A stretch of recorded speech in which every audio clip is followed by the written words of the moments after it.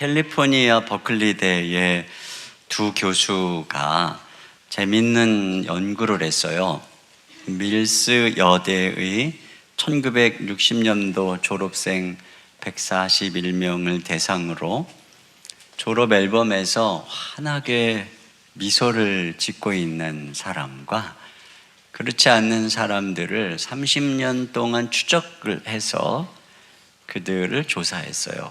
그랬더니 환한 미소를 지은 학생들이 다른 학생들보다 더 건강하고 성공하고 행복한 인생을 살았다는 의미 있는 결과가 나왔어요.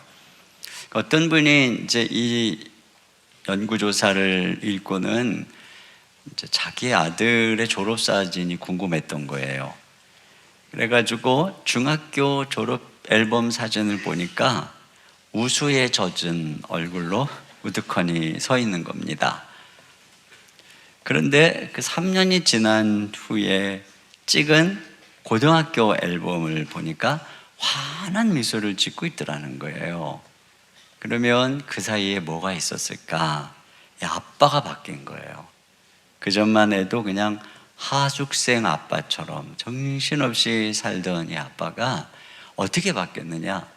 감사의 사람으로 바뀌었대요. 자기가 감사의 사람으로. 근데 자기가 감사를 생활화했던 그 3년 동안 아이의 얼굴이 환한 얼굴로 바뀌었더라. 이런 얘기를 하는 것입니다. 이게 감사의 기적이죠. 오늘 추수 감사주일인데 오늘 이 감사에 대해서 좀 말씀을 나누고 싶어요. 오늘 우리가 읽은 본문에서 주목해야 될 것은 3절인데요. 왜 우리가 감사해야 되는지가 나와요. 한번 3절을 봅니다. 시작. 여호와가 우리 하나님이신 줄 너희는 알지어다. 그는 우리를 지으시니요 우리는 그의 것이니 그의 백성이요 그의 기르시는 양이로다. 이게 이제 뒤에 이어지는 또 감사의 명령의 이유인데, 가만히 생각해 보면 이것은 그리스도인으로서 하나님의 백성으로서 늘 있는 모습, 일상적인 은혜예요. 뭐 특별한 게 아니에요. 제가 감사를 잘하는 분들의 그 책들을 읽어보니까 이분들이 뭐가 특별한 좋은 일이 많아서 감사한 게 아니고 평범한 일상을 감사하고 오히려 어려운데도 감사를 선택했을 때 감사의 기적을 경험한 것을 보게 됩니다. 그런 면에서 오늘 우리가 이 감사의 이유를 이렇게 살펴보면 이것은 참 일상적이어서 잊어버리기 쉬운 감사의 내용이라고 할 수 있어요.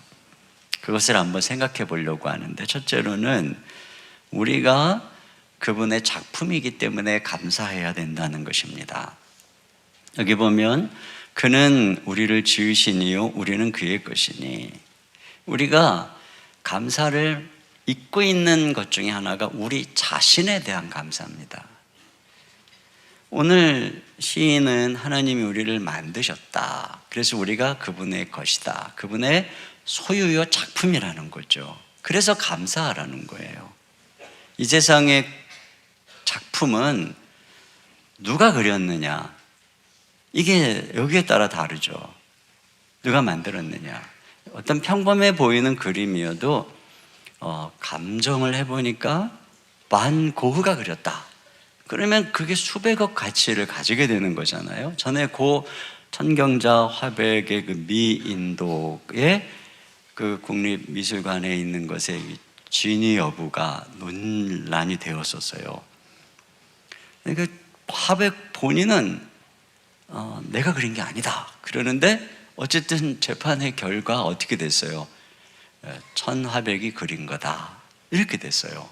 참 웃기죠. 내가 그리지 않았다는데 또 그렇게 그렸다는 거예요.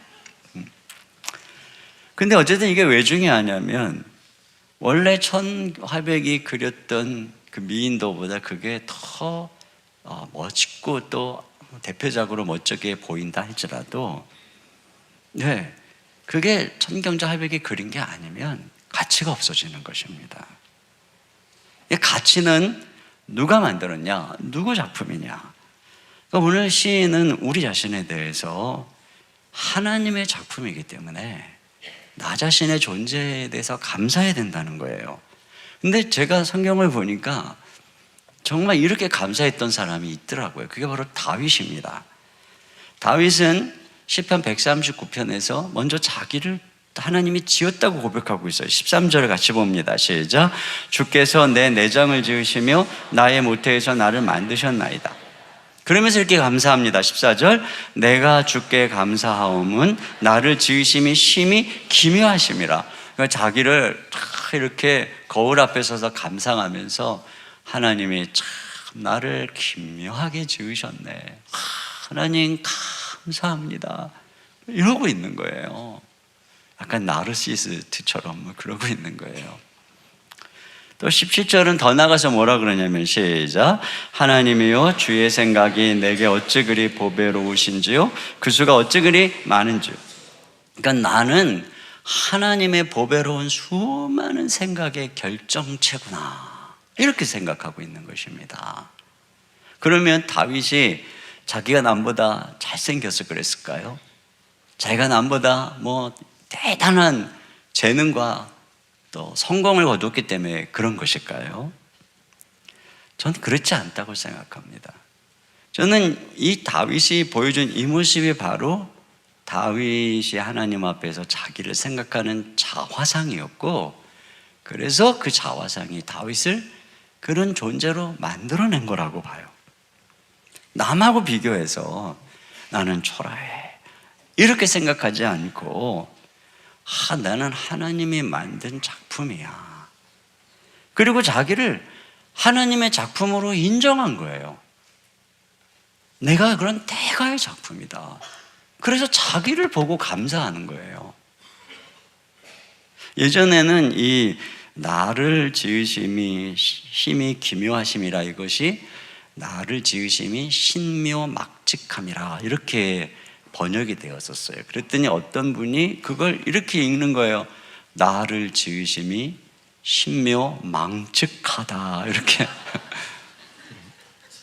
여러분, 자기를 보면서 망측하다 이렇게 여러분이 생각한다면 그것은 여러분을 만든 대가, 작가를 모독하는 것입니다.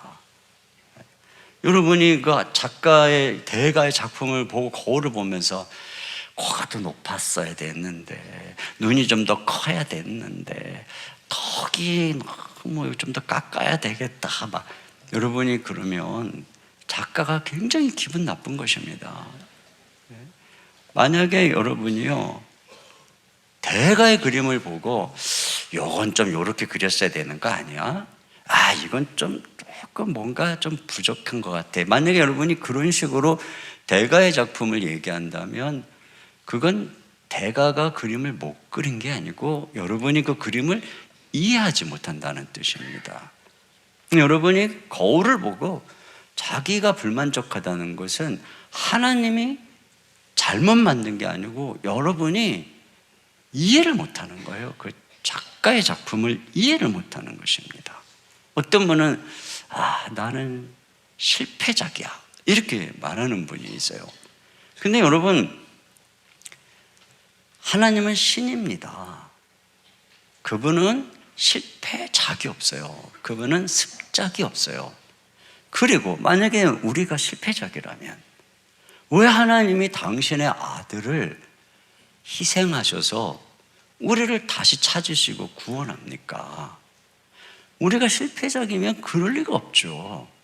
더군다나 예수님께서 세리, 장기, 죄인들, 병자들, 그들에게 오셔서 그들의 구원자가 되시고 그들을 위해서 모든 죄를 지고 십자가에 죽으셨어요. 그러니 우리가 어떤 사람을 실패자라고 할 수가 있고 실패작이라고 할 수 있습니까? 실직했다고 실패작입니까? 이혼했다고 실패작입니까?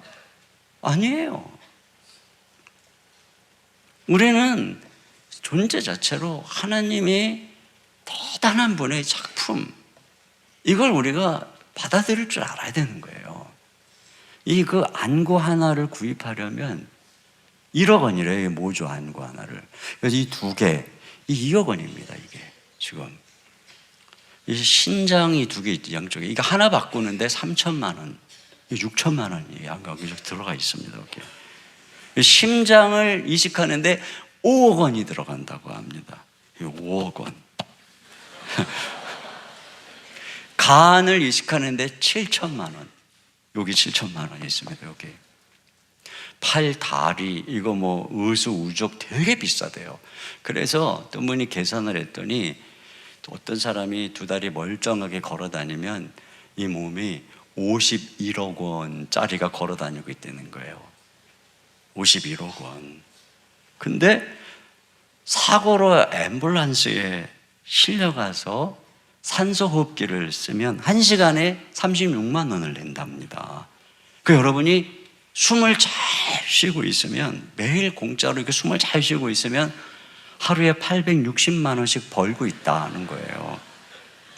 그러니까 우리가 51억 원짜리 몸으로 하루에 860만 원씩 공짜로 숨을 쉬고 있는 이 기가 막힌 우리의 이 모습을 보고 우리가 실패적이다, 이게 말이 안 되죠. 더군다나 여기는 우리가 가지고 있는 뭐 이 지혜, 사실 거의 뭐 이식이 불가능한 이 뇌의 가치, 지능, 이거 인공지능 하나 만들려고 개발하려면 비용이 뭐 몇백억, 몇천억이 들어가는 것입니다. 우리 안에 있는 리더십, 사랑, 영혼의 가치, 이걸 생각하면 정말 이거 뭐 어마어마한 거죠.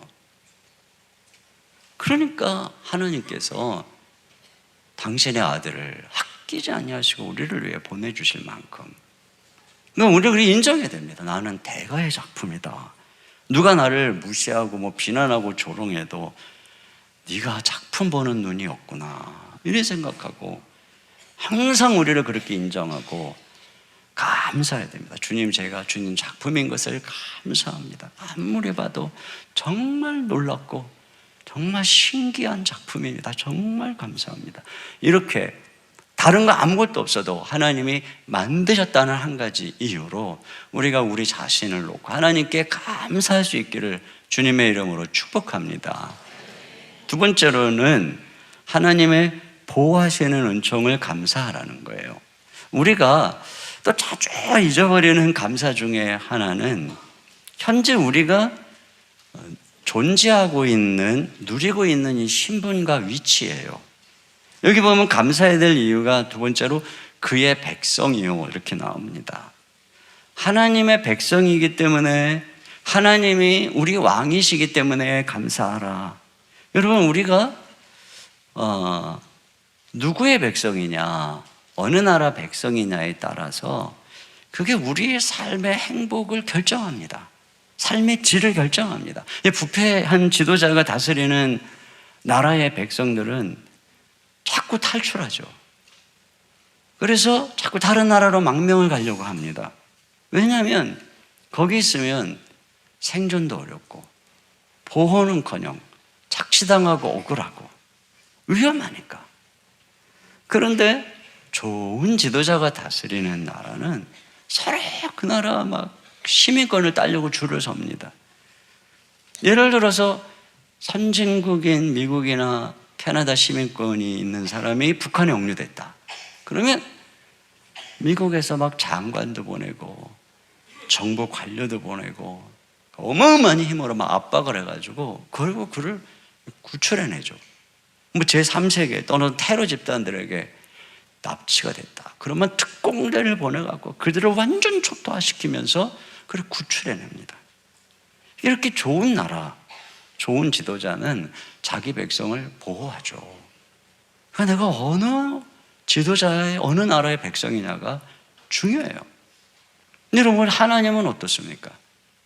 하나님은 자기 백성인 이스라엘 백성들이 애굽 땅에서 부르짖을 때, 그 당시 가장 강력한 애굽 땅에서 부르짖을 때 하나님이 모세를 보내서 부르짖음을 듣고 구원해냅니다. 여러분, 그 당시에 그렇게 핍박받는 민족이 히브리 민족밖에 없었겠습니까? 하나님이 왜 그들의 부르짖음을 들었느냐? 내 백성이기 때문에. 내 백성이라고 수없이 출애굽기에서 말하고 있는 것을 볼 수 있습니다. 슬픈 일이 여러분에게만 있는 거 아니죠. 힘든 일이 나에게만 있는 거 아니죠. 옆집에도 윗집에도 건너편 집에도 있어요. 근데 왜 하나님이 우리의 기도를 들으시고 왜 우리의 신음을 들으시고 왜 우리를 보호하시고 구해주셨을까? 우리가 그리스도 안에서 하나님의 백성이기 때문에. 여러분, 이렇게 하나님의 백성이라는 것은 기가 막힌 거예요. 좋은 지도자는 누가 억울한 일을 당하면 공의로운 판결을 하죠. 그런 나라가 좋은 나라죠. 그런 면에서 하나님은 다윗이 억울함을 당해서 부르짖을 때 공의로 그의 재판장이 되셔서 원한을 풀어주죠.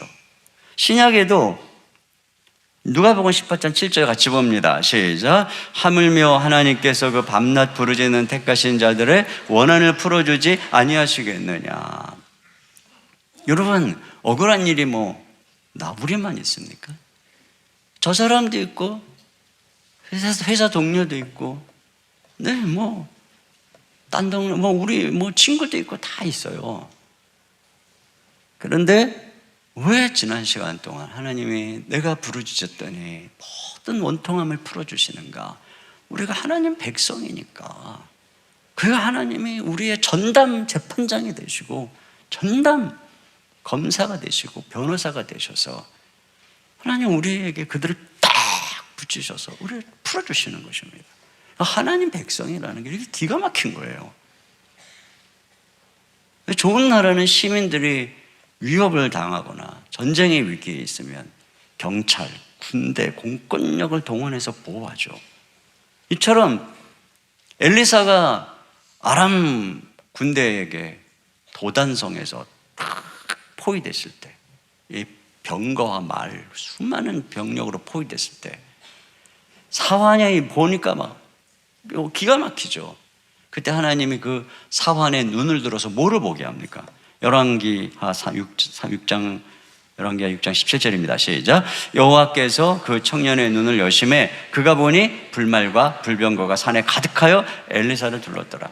이처럼 왜 하나님께서 우리가 위기 속에서 기도할 때 천사를 보내서 왜 우리를 도우시는가? 왜 하나님의 모든 자원을 동원해서 교회의 부르짖음을 들으시는가? 우리가 하나님 백성이기 때문에. 그러기 때문에 하늘의 모든 자원이 천군 천사가 하나님의 백성들을 돕기 위해 동원되는 것입니다. 우리가 대한민국 국민으로서 지난 밤을 자는 동안에도 수많은 군인들이 이 나라를 지키고 또 이 나라의 모든 걸 돌리기 위해서 수많은 공무원들이, 지도자들이, 정치 지도자들이 쉼없이 나라를 보살피는 것처럼 하나님의 백성들인 우리를 위해서 지금도 하나님은 졸지도 않고 주무시지도 않고 또 당신의 수많은 천사들을 통해서 하나님이 당신의 백성들을 지키고 보호하시고 그분의 보이지 않는 통치의 손길과 섭리로 모든 걸 다스려서 하나님을 사랑하는 자고 그 뜻대로 부르심을 입은 자다. 하나님 백성이죠. 그들에게는 모든 것이 합력하여 선을 이루게 하는 거예요. 머리카락까지 세심받았기 때문에 당신의 백성을 다 알아요. 하나도 잃어버리지 않아요. 참새 한 마리도 허락하지 않으면 떨어지지 않기 때문에 하나님의 백성들에게는 우연이 없어요. 종로에 가면 옥인교회라고 있습니다. 거기 이은호 목사님이라고 계세요. 저랑 이 한자만 달라. 이은호예요. 네, 제가 잘 아는 분입니다. 근데 이 목사님의 어머니는 고생을 아주 많이 하셨어요. 그래서 세상을 일찍 떠난 남편 대신에 이제 자녀들 양육하느라고 보따리 장사부터 시작해서 온갖 고생을 했습니다. 근데 이제 어머니가 이제 보따리 장사하면서 옷을 팔러 다닐 때 한 번은 아주 깊은 산골에 있는 동네에 가서 옷을 팔고, 근데 그 동네에는 버스가 하루에 한 두세 번밖에 왔다 갔다 안 하는 거예요. 너무 깊은 산골이니까. 옷을 팔다가 이제 버스 놓치지 않으려고 부지런히 이제 버스 정류장으로 왔는데 아직 시간이 몇 분 남았는데 버스가 출발하려고 그러는 겁니다. 그러니까 그냥 보따리를 메고 막 달렸어요. 또 백미러로 버스 기사가 보고 있을 테니까 당연히 뭐 시골에서 기다려 주겠지 하고 막 달려갔어요. 그랬는데 아직 시간이 되지도 않았는데 그냥 냉정하게 떠나버린 거예요. 그러니 이 분이 아무도 없는 정류장에 혼자 덜썩 앉아가지고 가만히 자기 인생이 너무 고단하기도 하고 서럽기도 하고 거기서 펑펑 울었답니다. 뭐 하나님 어떻게 이렇게 이럴 수가 있느냐 뭐 이런 푸념도 있었겠죠. 그리고서는 이제 몇 시간을 기다린 끝에 버스를 타고 가는데 끔찍한 광경을 목격한 거예요. 앞에 갔던 버스가 비탈길에서 브레이크가 파열이 됐답니다. 그래가지고 그 깊은 계곡 낭떠러지기로 떨어져서 승객은 물론이고 운전자까지 전부 사망한 거예요. 어머니가 그걸 보면서 크게 깨달은 것입니다. 크게. 그리고 자기가 몇 분 먼저 떠난 그 버스 때문에 하나님을 원망하고 그렇게 야속하게 생각했는데 이것이 오히려 자기 목숨을 구하는 하나님의 이 당신의 백성을 향한 간섭과 섭리, 이 모든 걸 통해서 선을 이룬다는 사실을 깨닫고 그 이후로 이 어머님께서는 어떤 어려운 일이 있어도 하나님께 감사할 줄 아는 인생으로 바뀌었다는 거예요. 이게 바로 하나님께서 당신의 백성들에게 특별히 베푸시는 은혜거든요. 근데 이 나라라고 하는 게요, 혜택은 적으면서 세금은 많이 거두면 그건 정말 힘든 나라입니다. 어제 저녁에 식탁에서 식사를 하는데 거기 고디바 초콜릿이 놓여 있었어요. 근데 거기 보면 표지에 그림이 하나 그려져 있는데 마을 위에 벌거벗은 여인이 타고 있는 그림입니다. 그래서 이제 그 그림에 대해서 어제 가족과 얘기를 나눴는데요. 그 유래가 그렇습니다. 11세기 잉글랜드의 코벤트리에 영주가 있었는데 그가 백성들에게 과도한 세금을 부과해서 백성들이 너무 힘든 거예요. 근데 영주의 아내가 바로 고디바예요. 그는 백성들을 궁휼히 여기는 덕망 있는 부인이었습니다. 그것을 한 백성들이 이 고디바에게 찾아와서 제발 영주님에게 잘 얘기해서 자기들이 살 수가 없으니 세금 좀 내려달라고 부탁을 한 겁니다. 그러니까 이 아내가 영주에게 계속 지속적으로 세금을 좀 내려주시라고 간청을 하지만 꿈쩍도 안 하는 겁니다. 그러니까 급기야 그가 뭐라 그랬냐면 세금을 안 내려주면은 내가 옷을 벌거벗고 이 성을 돌아다닐 거라고, 한 바퀴 돌 거라고. 그러니까 그 얘기를 들은 영주가 이런 제안을 합니다. 당신이 진짜 이 백성을 위해서 벌거벗고 말을 타고 성을 한 바퀴 돈다면 내가 세금을 감면해 주겠다고. 그러니까 정말 고민 끝에 그 당시에 이게 얼마나 부끄러운 일입니까? 근데 이 여인이 이 영주의 아내가 그걸 하기로 결정하는 거예요.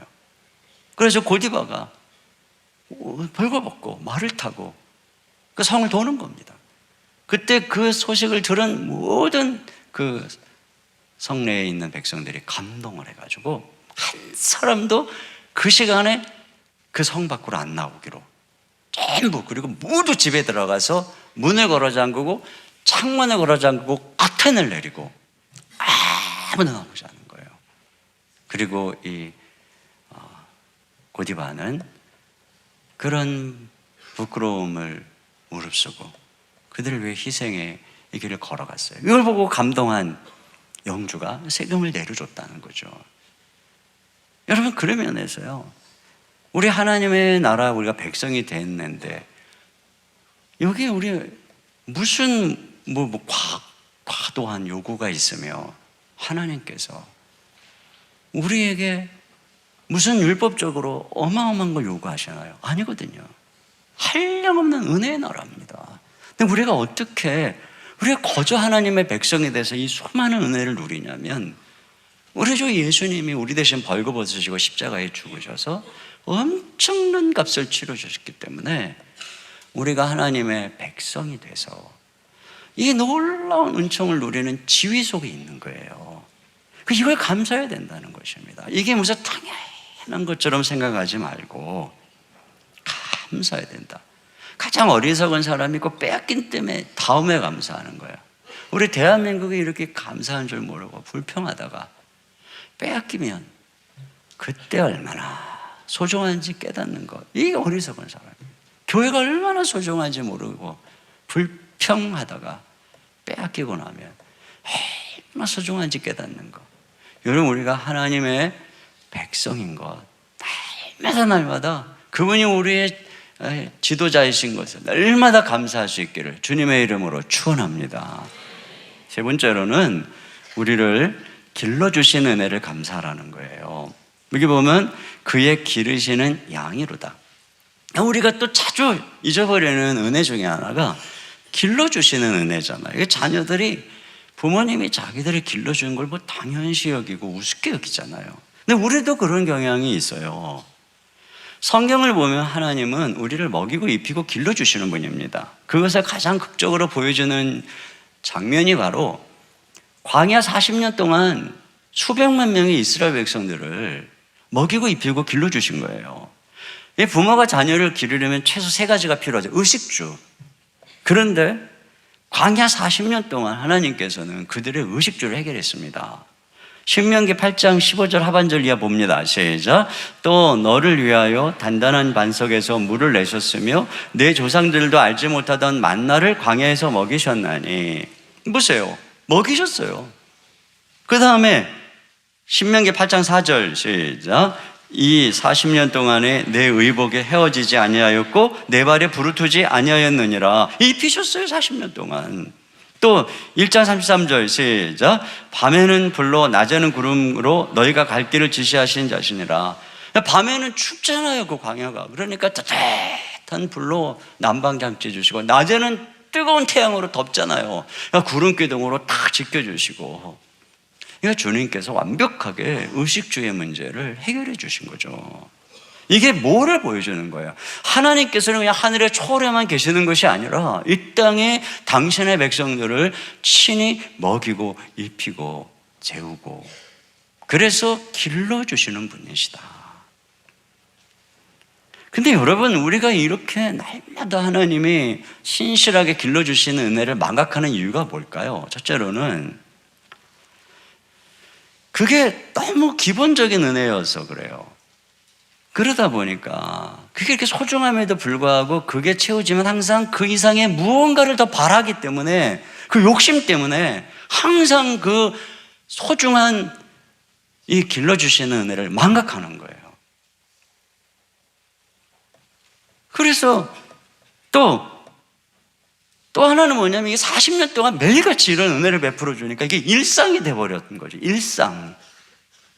마치 부모님이 매일 아이들을 그냥 어려서부터 맨날 일상적으로 먹이고 입히고 재우고 그러니까 그냥 뭐 일상적인 당연한 은혜? 어떤 남들도 다 그렇게 하는 은혜? 그리고 오히려 조금 더 못해준다고 부모님이 나한테 해준 게 뭐냐고 그런단 말이죠. 자기가 마치 저절로 큰 것처럼. 이스라엘 백성들이 그냥 광야 40년 동안에 내내 원망하고 불평했단 말이에요. 여러분, 우리에게 진짜 특별한 은혜는 사실 어쩌다 주는 은혜가 아니에요. 그건 없어도 괜찮아요. 일상적인 은혜가 진짜 중요한 은혜고 그게 중단되면 우리 존재가 불가능한 것입니다. 매일 내리는 만나가 어느 날 안 내려봐요. 어느 날이었어요. 아침이 되었는데 그날 태양이 떠오르지 않는 것입니다. 9시가 됐는데도 12시가 됐는데도 빛 하나 없이 캄캄합니다. 사람들이 두려운 거예요. 이러다 내일도 태양이 떠오르지 않으면 어떡하지? 어떤 사람은 막 흐느끼는 것입니다.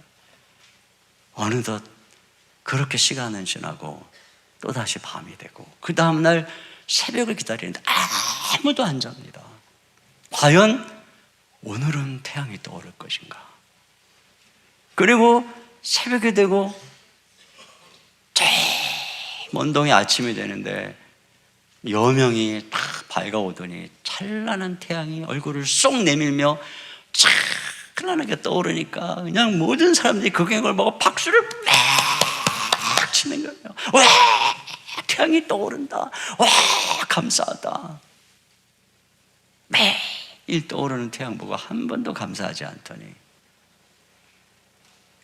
여러분, 우리 일상에서 하나님이 주시는 은혜가 당연한 건가요? 지난 1년 동안 출근한 남편이 학교 가는 아이가 무사히 매일 집으로 돌아온 거, 이게 당연한 것입니까? 아이들이 병들지 않고 사고 없이 건강하게 자라준 거 당연한 거예요? 나쁜 친구들에게 물들지 않고 세상 문에 삐뚤어지지 않고 믿음 안에서 착하게 자라준 거 당연한 건가요? 회사가 부도나지 않고 힘들지만 직원들 월급 줄 수 있도록 지켜주신 거, 이게 당연한 거예요? 빚은 많지만 그래도 이자 내면서 근근히 하루하루 먹고 살 수 있는 은혜, 이게 저절로 된 겁니까? 돈은 많이 못 벌어도 우리 가정 먹고 살 수 있는 이 직업 주신 거, 이 직장 다니게 된 거 당연한 거 아니거든요. 근데 우리는 이런 것들을 감사할 줄 모르는 거예요. 이렇게 우리를 길러주시고 날마다 지켜주시는데 이런 게 없다고 생각해 보세요. 어떻게 됐겠습니까? 그러니까 우리는 이거 감사해야 돼요. 또 한 가지, 우리가 자꾸 이걸 잊어버리는 이유는 하나님의 길러주심의 두 가지 측면 때문에 그래요. 하나님께서 우리를 길러주시는 은혜가 항상 어머니 손길 같은 것만은 아닙니다. 광야에서 하나님이 먹이고 입히고 재우고 이렇게 보호해 주시지만 광야 자체는 고난이에요. 무섭죠. 그럼 우리는 생각합니다. 왜 하나님께서 번쩍 들어가지고 가나안 땅에 딱 넣어주시지, 왜 기나긴 광야를 걷게 하면서 힘들게 하고 고난스럽게 하는 것일까? 왜 하나님이 좀 기왕에 우리를 도와주시려면 그냥 원금까지 딱 한꺼번에 해결해 주시지 매달 그냥 겨우 이자만 갚으면서 이렇게 그냥 힘들게 하실까? 근데 여러분, 이런 광야 삶에 대해서 하나님 뭐라고 그러는지 한번 보세요. 신명기 32장 11절 이하입니다. 시작. 마치 독수리가 자기의 보금자리를 어지럽게 하며 자기의 새끼 위에서 너풀거리며 그의 날개를 펴서 새끼를 받으며 그의 날개 위에 그것을 엎는 것 같이 여호와께서 홀로 그를 인도하셨고 그와 함께한 다른 신이 없었도다. 독수리가 자기 새끼를 있는 보금자리를 해쳐요. 어지럽게 해요. 그래갖고 거기에 머물러 있는 거 막 불편하게 만드는 거예요. 그러니까 거기 있으니까 힘드니까 독수리 새끼가 그 벼랑 끝에서 그 밖으로 나가는 거예요. 뛰어내리는 것입니다. 그래서 그냥 날개짓을 하죠. 그걸 지켜보고 있다가 추락할 것 같으면 독수리가 쫙 등이 없고 다시 또 둥지에 갖다 놓으면 또 거기가 불편하니까 또 뛰어내리고, 그러면서 결국은 죽을 것 같은 상황에서 날개짓을 하다가 이제 날개를 펴고 창공을 비상하는 공중의 이 제왕이 되도록 만드는 것 아닙니까?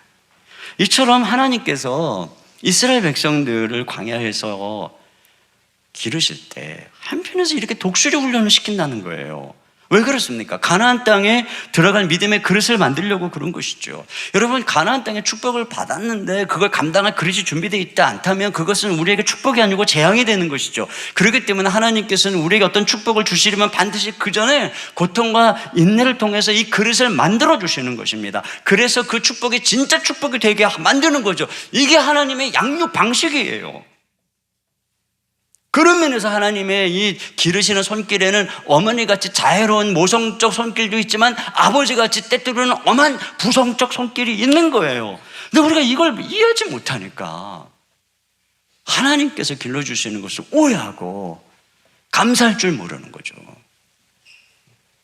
그러나 하나님께서는 이와 같은 이 손길로 기가 막히게, 그래서 목동과 같은 다윗을 때로는 그에게 푸른 초장 쉴만한 물가로 인도도 하시지만 또 때로는 그 영혼을 탄전하게 깊은 수렁으로 사망의 음침한 골짜기로 원수에게 둘러싸이도록 만들죠. 그러나 결국은 그를 얼마나 멋지게 인도하시냔 말입니다. 하나님의 이 길러주심에 감사해야 돼요.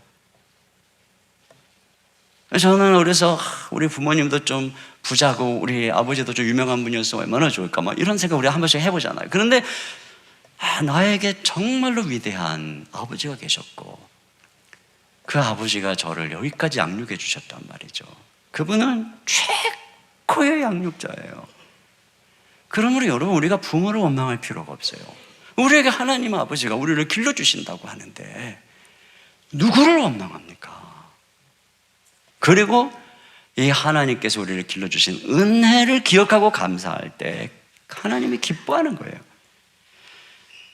그 생식과 또 사랑의 병원 등으로 알려진 황성주 박사라는 분을 아실 거예요. 이분이 어느 날 하와이 열방대학의 DTS 훈련에 이제 가야 되는 일정이 다가오는데 갑자기 어머님이 편찮으셔서 위독하게 되신 것입니다. 그래서 병원으로 다 자녀들을 불러 모은 어머니 하시는 말씀이 너무 고통스러우니까 내가 빨리 죽도록 기도해달라고. 그래서 날짜는 다가오는데 거기는 가야 되는데 어머님은 병상에 있고 이 황성주 박사님이 어떻게 될지 고민하다 하나님께 기도하면서 이분이 어떻게 했냐면 큰 종이에다가 큰 글자로 10가지 감사 제목을 적어놓고 어머님 병실에다가 딱 붙여놓고 그리고 하와이로 떠나서 DTS 훈련에 임한 것입니다. DTS 훈련을 한참 받고 있는데 한국에서 연락이 왔어요. 어머님이 날마다 회복되고 있는데 그 이유가 뭐냐?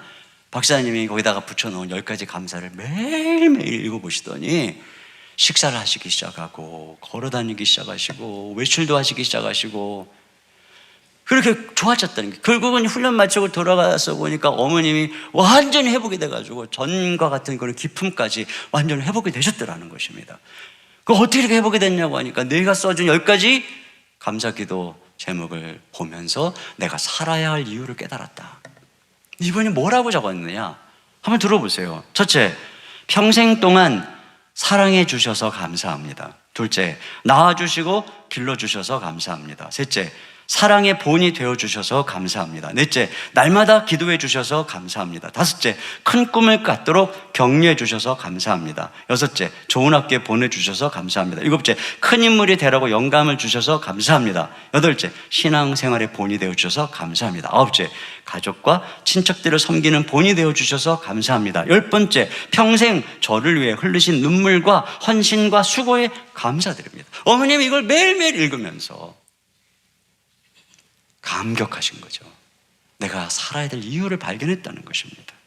어쩌면 이런 내용들이 우리가 다 경험하는 거죠. 그러나 일상적으로 경험하기 때문에 감사하지 않았던 바로 이 내용을 감사할 때 어머님이 감동한 거죠. 하나님도 마찬가지입니다. 우리가 이런 일상적인 은혜를 감사할 때, 이 길러주신 은혜를 감사할 때 하나님 영화롭게 하는 거예요. 여기 4절을 같이 보겠습니다. 시작. 감사함으로 그의 문에 들어가며 찬송함으로 그의 궁정에 들어가서 그에게 감사하며 그의 이름을 송축할지어다. 자, 하나님의 성에 들어갈 때 감사함으로, 그분의 궁정에 들어갈 때 찬송함으로, 그러니까 하나님의 성문을 여는 비밀번호, 그분의 궁정의 문을 여는 비밀번호가 뭡니까? 감사와 찬송입니다. 감사와 찬송을 드리는 자를 하나님이 환영하는 거예요. 맞아주시는 거예요. 어떤 분은 이런 얘기를 했어요. 하나님이 거하시는 곳이 두 곳이 있는데 하나는 천국이요, 다른 하나는 감사하는 마음이다. 우리가 감사할 때 하나님 우리 가운데 거하시고 우리 안에서 놀라운 축복을 행하여 주시는 것입니다. 박완서 작가의 일상의 기적이란 글의 한 부분인데요. 이분이 이제 젊은 날에 윗분으로 모셨던 분의 병문안을 다녀와서 소감을 쓴 거예요. 몇 년에 걸쳐서 건강이 나빠진 그분이 이제 자기 힘으로 할 수 있는 것은 두 눈을 깜빡거리는 것 외에는 아무것도 할 수 없는 그분을 병문안하고 그걸 이렇게 기록합니다. 말합니다. 예민한 감수성과 날카로운 직관력으로 명성을 날리던 분의 모습을 마주하고 있으려니, 분의 그런 모습을 마주하고 있으려니 한때의 빛나던 재능도 다 소용없구나 싶어 서글픈 마음이 들었다. 돌아오면서 지금 저분이 가장 원하는 것이 무엇일까 생각해 보았다. 혼자서 일어나고 좋아하는 사람들과 웃으며 이야기하고 함께 식사하고 산책하는 등 그런 아주 사소한 일이 아닐까. 우리가 그런 소소한 일상이 기적이라는 것을 깨달았을 때는 대개는 너무 늦은 뒤라는 점이 안타깝다. 우리는 하늘을 날고 물 위를 걷는 기적을 이루고 싶어 안달하며 무리를 한다. 땅 위를 걷는 것쯤은 당연한 일인 줄 알고 말이다. 그리고서는 무리하다가 건강을 잃어버리고 나서 몸이 망가지고 나서 가정을 소홀히 하다가 가정이 깨지고 나서 그제서야 그 일상이 얼마나 진짜 소중했던 것일까. 너무 늦게 깨닫는다는 거죠. 일상을 감사하는 사람이 진짜 지혜로운 사람입니다. 5절을 보겠습니다. 시작. 여호와는 선하시니 그의 인자하심이 영원하고 그의 성실하심이 대대에 이르리로다. 저는 이 말씀을 이렇게 묵상하다가 지금 그냥 일상이에요, 일상. 뭐 특별한 사건을 감사하고 있는 게 아니에요. 그런데 그가 여호와는 선하시고 그분의 인자하심이 영원하고 성실하심이 대대에 이른다. 이렇게 고백하는 것은 묵상하다 이런 생각. 이거는 이 시인의 선택이구나. 여러분 일상의 삶에 맨날 좋은 일만 있어요? 선한 일만 있어요? 이해하기 어려운 일이 얼마나 많습니까? 때로는 고난이 있고 때로는 어려움도 있고 섭섭한 일도 있고 낙심되는 일도 있고 기도한 대로 안 되는 일도 얼마나 많아요. 그런데 이 시인은 어떻게 감사할 수 있는 거예요? 그 일상을. 하나님 선하시다는 것입니다. 어떤 경우에도 하나님은 선하시다. 어떤 경우에도 하나님은 인자하시고 어떤 경우에도 하나님은 성실하시다. 이렇게 고백하는 거죠. 이게 바로 감사의 선택인 것입니다. 범사에 감사하기로 말이죠. 한 가지 말씀만 드리고 마무리하죠. 미국에서 목회하시는 안남욱 목사님이라고 계세요. 이분이 그 교회를 심호하는 교회를 부임했을 때 그곳에는 이미 그 전에 목사를 3번씩이나 쫓아낸 왕언니라는 권사님이 계셨습니다. 목사님이 그분을 항상 조심하고 있었는데 어느 날 아주 우연한 일로 사이가 틀어졌어요. 그 이후로 권사님은 목사님 얼굴도 안 쳐다보고 사과도 안 받아주고 손도 뿌리치고 계속 자기를 힘들게 하고 쫓아내려고 하는 것입니다. 너무너무 힘들어서 이제 더 이상 견디지 못하겠다. 3일 동안 금식을 하고 하나님의 특별한 은혜 안 주시면 떠나야 되겠다 생각하고 마지막 금식을 한 겁니다. 근데 3일째 되던 날 하나님께서 이렇게 말씀하시더래요. 너 왜 일방적으로 그를 미워만 하고 감사할 줄 모르냐. 그 말씀이 깊이 와닿아서 그 시간에 그 왕언니에 대해서 감사한 걸 떠올리기 시작했어요. 근데 뭐 떠오르겠어요, 감사한 게. 그래도 하나님 말씀하시니까 끙끙거리면서 감사를 적기 시작했습니다. 근데 3시간 동안 적고 나니까 50가지 감사를 3시간 만에 생각을 해낸 거예요. 근데 기왕에 50가지 썼으니까 100가지를 써보자는 생각이 들더라는 것입니다. 그런데 뭐 떠오르지 않죠. 50가지도 간신히 짜냈는데. 근데 또 끙끙거리면서 그분의 좋은 점을 계속 찾다 보니까 마음이 바뀌더라는 거예요. 이분도 그렇게 나쁜 분은 아니었구나. 이분도 진짜 좋은 구석이 많았구나. 내가 왜 이분을 이렇게 나쁘게만 생각했을까? 비록 그걸 적어갈 때 어떤 때는 화도 나고 자존심도 상하고 그랬음에도 불구하고 다 적었대요. 적고 나니까 새벽 3시. 새벽이 된 거죠. 그리고 새벽길에 직접 운전을 해서 그 왕언니가 사시는 집 대문에, 그 미국 가면 그 앞에 우체통 있잖아요. 거기다가 놓고 돌아온 겁니다. 그리고 이제 3일이 돼서 이제 주일이 됐죠. 그 주일까지 엄청 기다린 거예요. 연락도 없고 그러니까 불안하죠. 어떤 반응이 있었을지 너무너무 불안하죠. 근데 주일날이 딱 됐는데 그 왕언니가 오는데 표정이 다르더라는 거예요. 목사님을 보자마자 두 손을 번쩍 들더니 와, 목사님 그러면서 달려와서 목사님 손을 잡고 하는 말이 뭐냐면, 목사님이 사람이십니까? 나는 목사님을 쫓아내려고 그렇게 못되게 굴었는데 100가지 감사라니요.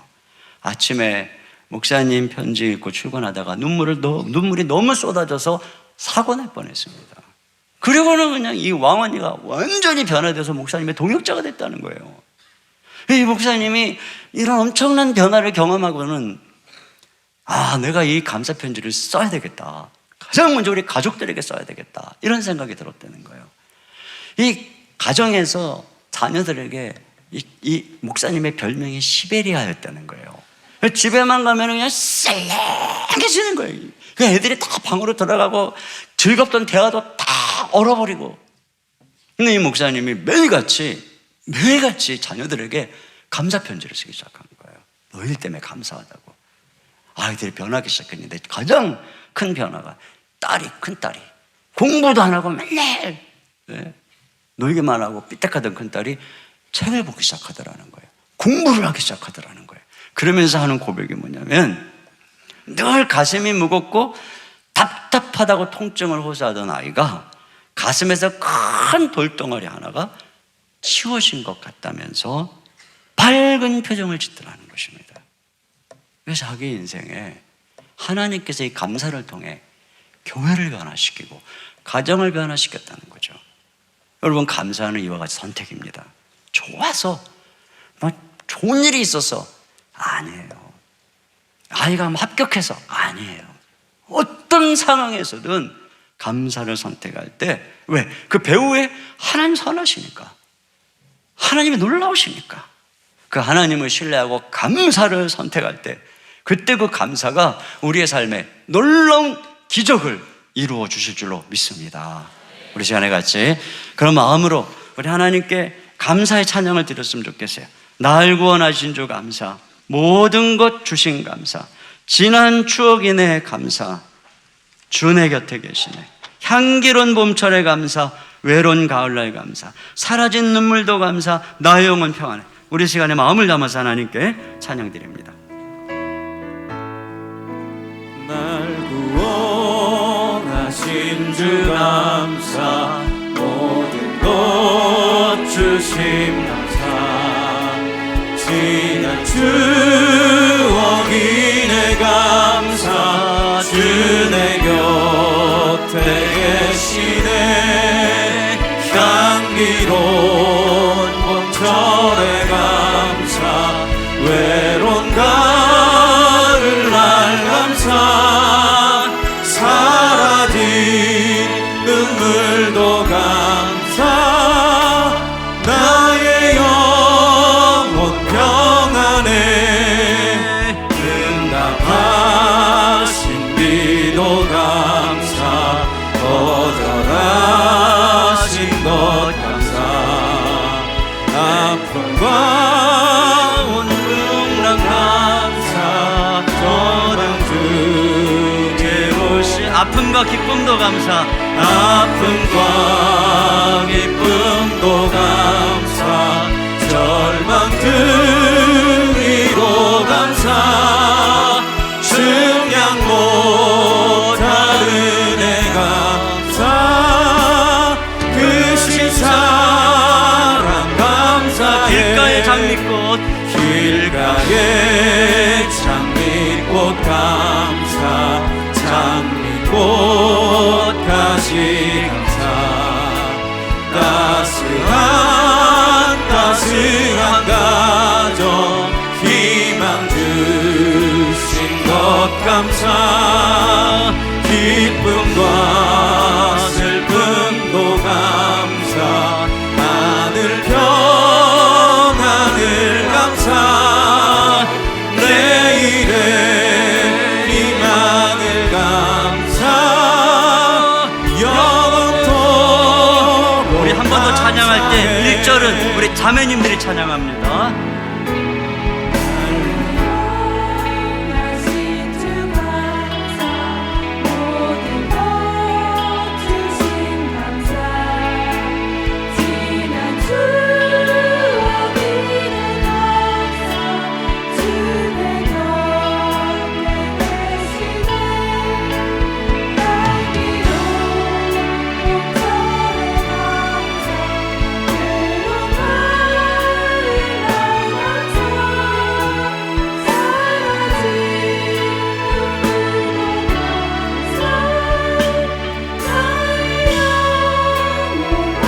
4절은 형제님들이 찬양합시다. 응답하신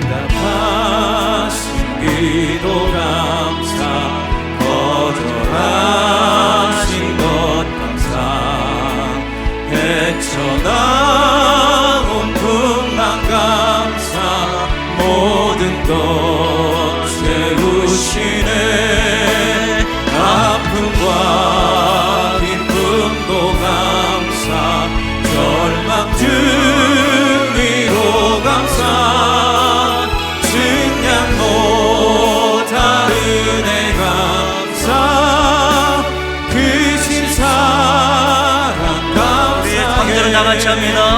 길가에 장미꽃 감사 장미꽃까지 감사 따스한 가정 희망 주신 것 감사 기쁨과 슬픔도 감사 하늘 평안을 감사 내일의 희망을 감사 영원토록 감사해. 이 시간에 함께 눈을 감고 기도합시다. 우리 짧은 시간이지만 우리 마음을 들여서 하나님이 가장 기뻐하시는 예배, 그것은 우리 입술로 주님 찬양하고 감사하는 것입니다. 우리가 주님의 작품임을 감사합시다. 나를 두고 진짜 감사합시다. 그리고 우리가 그의 백성인 것을 감사합시다. 예수님의 은혜로 하나님의 백성에 대한 우리는 은혜가 얼마나 많은지 감사합시다. 우리를 길러주신 은혜를 감사합시다. 항상 계속해서 잊어버리는 이 일상의 은혜, 또 때로는 고난 때문에, 때로는 힘들어서 잊어버리는 은혜, 그러나 그 속에서 우리를 멋지게 길러주시는 은혜를 감사합시다. 이렇게 하나님께 감사를 선택합시다. 하나님은 선하십니다. 하나님은 인자하고 성실하십니다. 모든 것을 합력하여 선을 이루십니다. 우리가 감사할 때 기적이 일어나고 놀라운 축복이 일어납니다. 이 시간 우리 감사의 고백을 가지고 우리 한 목소리 하나님께 기도드리겠습니다. 하나님 아버지, 참으로 감사합니다.